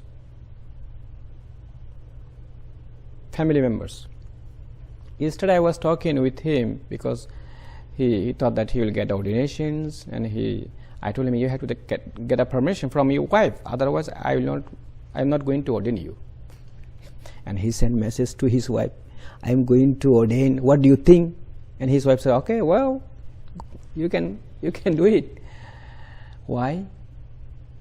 Because during the Buddha's time, he left royal palace. He practiced meditation 6 years and he became enlightenment. He attained enlightenment. And then Nanda, his brother, he loved one beautiful girl, you know. So Buddha went for alms round. He said, Nanda, okay, take my alms ball. And then he's walking, going to the monastery. He never back. He never see him. So Ananda took the alms ball, going, following him, and went to the temple. And Nanda said, Bhante, I want to go back home. Why? What happened? So I didn't want to get the higher ordination here. I didn't want to be monk because I love one girl. She's very beautiful. Really? Yeah. Then Buddha used his psychic power. In his psychic power, more beautiful than his girlfriend. Okay, your girlfriend beautiful or those girl are beautiful? Oh, those are more beautiful than my girlfriend. Really? Yeah. Okay. Then he used his psychic power again. So more beauty is going to dry, impermanence is going to dry. You see, his whole body, his beauty is going to fade away slowly. Okay, look at there. And actually he's using his psychic power there, you know, to understand Dhamma. And when her beauty fade away and he could see a skeleton, then Buddha said, Nanda, do you want that? No. I don't want anymore. Then, in his mind, he understood everything is impermanent. What is impermanent? That is suffering. And there is non-self. He experienced that and he requested, Bhante, I want to be monk. Please allow me. Then he became monk. But in the family, his father, King Suddhodana, was very angry. He said, you left royal palace. And I was thinking that Nanda would be king. You took him and he also got ordinations. And then one day, the King Suddhodana invited the Buddha, the royal palace. So Buddha with his monks went to the Sakya's Kapilavatthu. And Buddha used his alms bowl. He went for collecting food. For alms round, we call in English. In Pali, we call Pindapata. Collecting food, because every monk have to go for alms round. When I was in Thailand, I wake up at 4 a.m. in the morning, and 5 o'clock it's still dark. I wear cover, robe, and then take the alms bowl, went for alms round. People are ready to offer. So in Thailand they say Nimon Kap. The lepers, especially men, those who are men, they said Nimon Kap. And those who are women, they said Nimon Ka. Very sweet, So Nimon Ka, that means Bhante, I am inviting you. Please come to me. I want to offer the food to you. Then I go to her and open the alms alms bowl, and they offer the rice there, and they offer the curry in my back. Then they sit down with Anjali, left and right hand joined together. You have to bless them. Because Buddha already said in the sutta, you must bless them when somebody offers something to you. Right? So if you don't bless them, they'll be very angry. Then after blessing, then she will go away or he will go away. She never see the back where monk is going. So that one is called, when you donate something, not give and take. Some people give and they expect something back. This is not the donation. This is not the giving generosity. So you give something, okay, let it go. You should not keep in your mind. Okay, because of this donation, I gained a merit. That's all.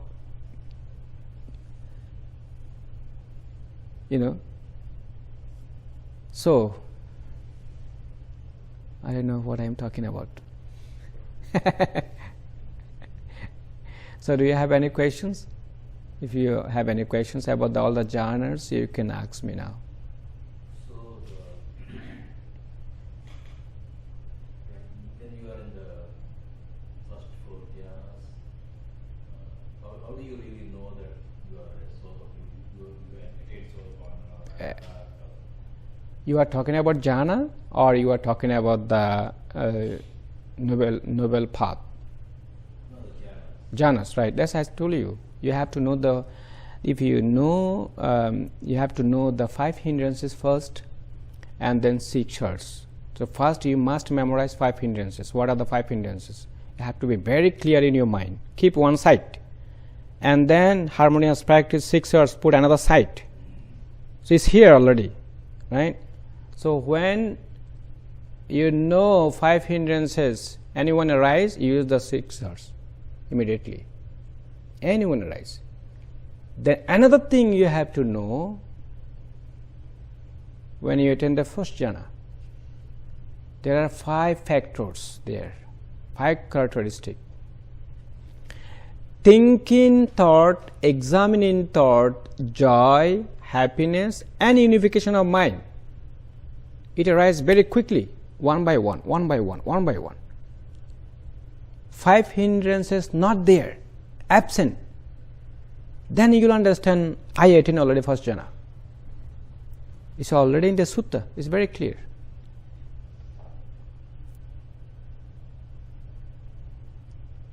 Same thing, second jhana also say. Second jhana. So your question is the first jhana or second jhana or third jhana or fourth jhana? No. When you mentioned when you attain first jhana. Okay. Yeah, I already answered. You got it.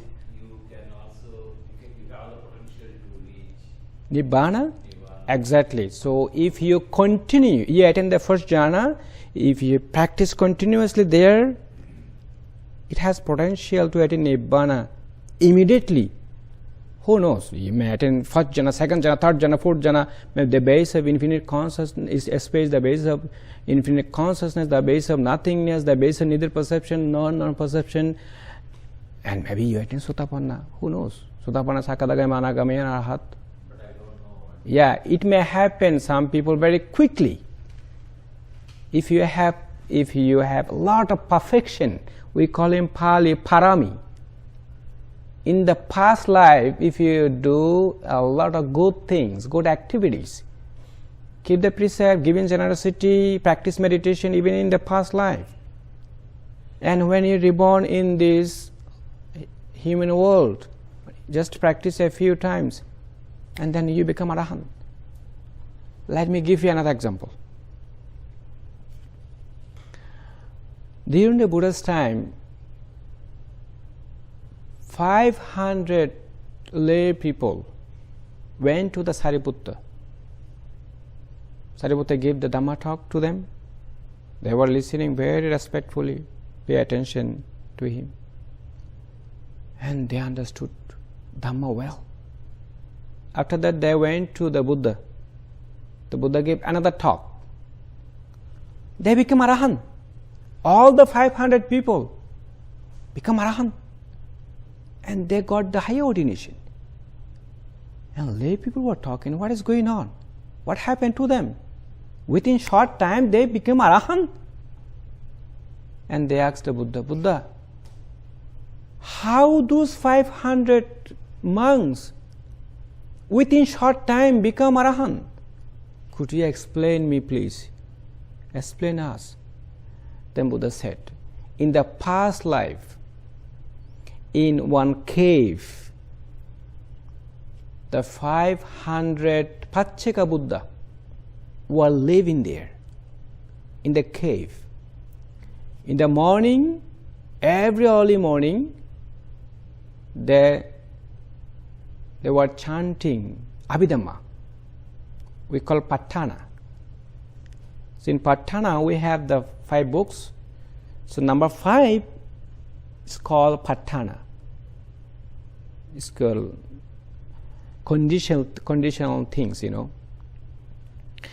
So those are the 5 lay people, lay person. They, I don't know how to say in English, that they became David, you know, I think you know, some people said that the coronavirus came from the one animal. Do you remember? What is that? How to say that? Birds, right? Bat, right? Bat. So they became bat. All those 500 disciples, they were become bat. So they were listening what the 500 Pacceka Buddha recited. They didn't disturb Pacceka Buddha. Very attentively, mindfully listen.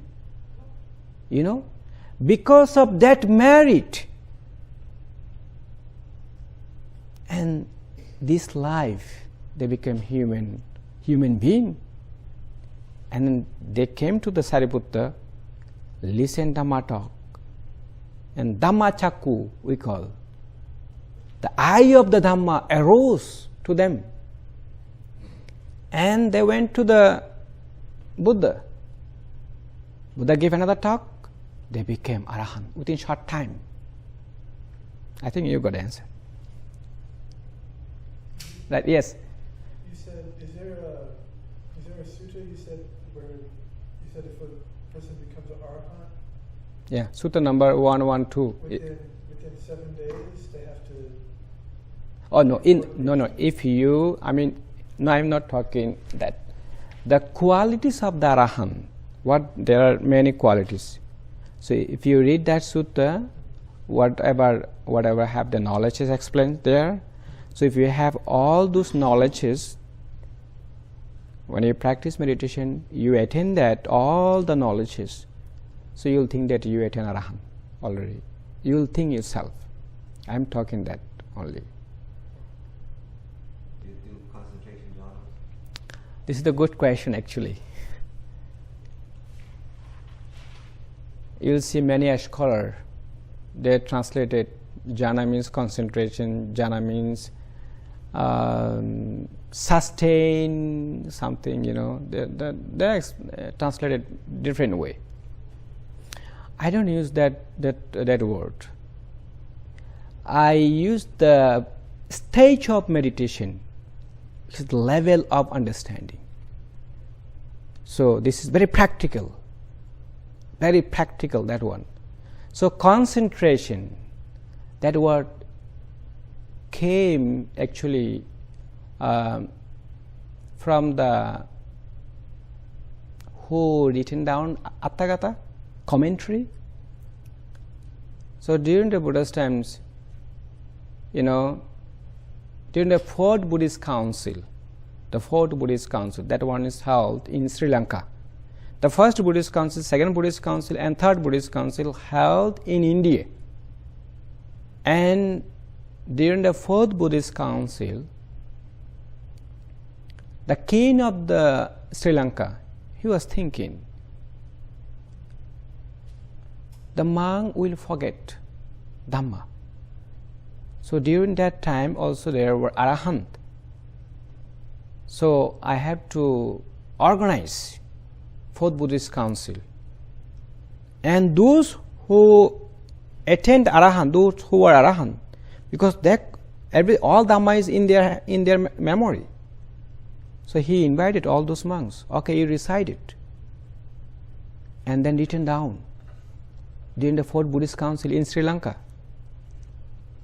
This happened after 500 years. The Buddha passed away. And that time, whatever they written down, all the sutta are very pure. It's original teaching. But of course, if you read the Majjhima Nikaya, 2 sutta are not the correct translation. I forgot the number, so I have to figure it out. So 2 sutta, just little bit mistranslation. And all sutta are good. 152 suttas, 150 sutta perfect, and 2 suttas little bit complicated, little bit is controversial. And so that time, after 100,000, the Buddha passed away. The commentary written down. So what is the meaning? Main text and commentary. Evam me sutang. Who said that? Where? Which place? Why? They explain detail. So they are commentator. But in the sutta said only evam me sutang, finish. But those who are commentator, they evam me sutang, this one said by Ananda during Buddhist council, and then he was in Sutapanna, blah blah blah something. So they are commentator. So some of them, they didn't practice meditation. They just a scholar. So they used concentration. They also written down one book is called Path of Purification, Visuddhimagga. That one written by commentator. So in that book, you'll find concentration. So I use, instead of concentration, collectedness. I don't use that word. I used collectedness. Your mind is collected, calm. So I use that one. You got it? Yes, and I guess my question was more towards the fact that some of the monks practice concentration, samadhi, meaning that they are aware of the environment around themselves. Yeah, I don't know. It's up to them, maybe. Even me, I didn't understand before what is the meaning of concentration. It's become clear after coming here. So from that time, I stopped using that word. So you see, in this country, around the world, people, the different teachers, they have different experiences, different explanation. So you have to think, this one I should accept or not. That one I should accept or not. This one I should accept or not. So you'll decide. So you listen to first and then practice it. So that way you can understand. It becomes very clear to you. Right? Any question? No more, right? Wow. Everybody become enlightened today. Thanks to you. Right? Thanks to you. Yes. Okay, if no question, I think we can share the merit, right? Okay, let us share the merit. May suffering ones be suffering free, and their fearless tag fearless be. May the grieving shed all grief, and may all beings find relief. May all beings share this merit that we have thus acquired for the acquisition of all kinds of happiness. May beings inhabiting space and earth, devas and nagas of mighty power, share in this merit of ours. May they long protect the Buddha's dispensations. Sadhu, sadhu, sadhu.